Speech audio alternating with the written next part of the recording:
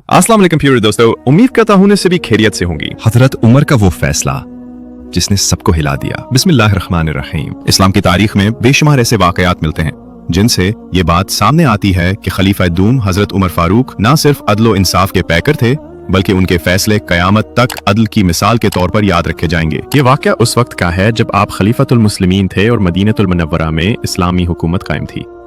एक दिन एक नौजवान मदीने की गलियों में दौड़ता हुआ आया और कहने लगा, ऐ मुसलमानों के खलीफा, इंसाफ चाहिए, इंसाफ। मेरा भाई कत्ल हो गया है और मैं अपने भाई के कातिल को आपके सामने पेश करता हूं। हजरत उमर ने फौरन उस नौजवान से कहा, कातिल कहां है, उसे मेरे सामने पेश करो। चंद लम्हों बाद लोगों ने एक शख्स को आपके दरबार में पेश कर दिया। मुकद्दमा पेश किया गया। हजरत उमर ने उस शख्स से सवाल किया, क्या तू इस नौजवान के भाई का कातिल है?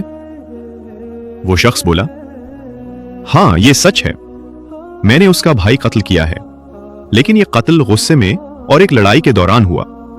नौजवान चीख कर बोला, ए अमीरुल मोमिनीन, मेरे भाई का खून जाया ना होने दे, मुझे इंसाफ चाहिए। दरबार में सन्नाटा छा गया। सब जानते थे कि हजरत उमर के फैसले किसी के साथ रियायत नहीं करते। कातिल की एक दरखास्त थी।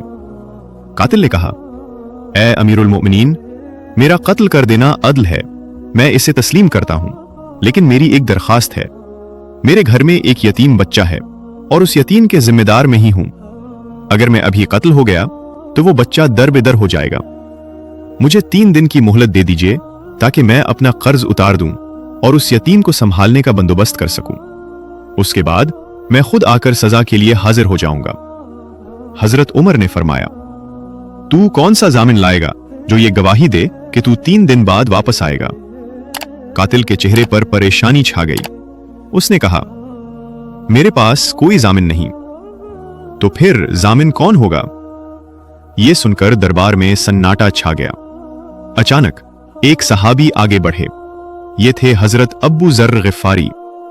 उन्होंने कहा, ए अमीरुल मोमिनीन, मैं इस शख्स का जामिन बनता हूं।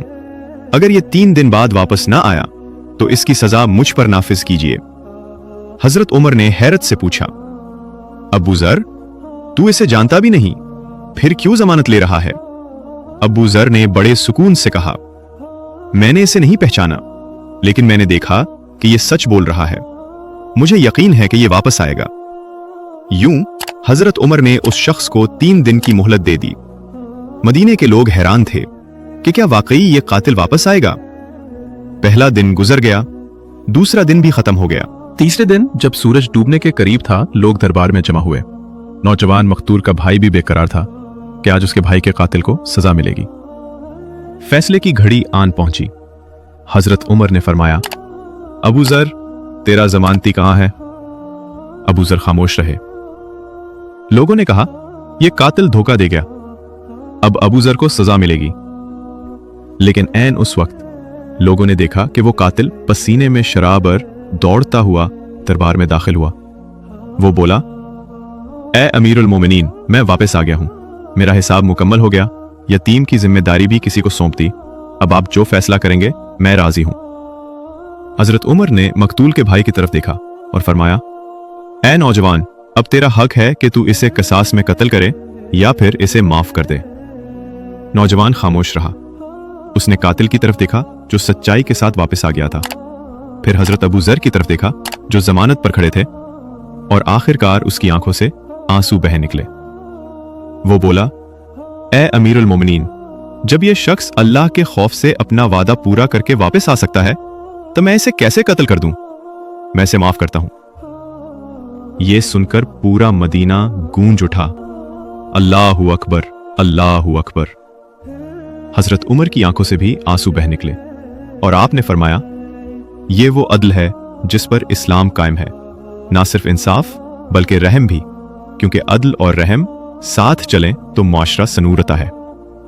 सबक। इस फैसले ने सबको हिला दिया, क्योंकि यह फैसला सिर्फ कानून नहीं था बल्कि इंसानियत और रहम की अजीम मिसाल थी। तो चलिए दोस्तों, मिलती हैं हमारी नेक्स्ट वीडियो में। तभी तक के लिए अल्लाह हाफिज, अपना ख्याल रखिएगा और हमें अपनी दुआओं में याद रखिएगा।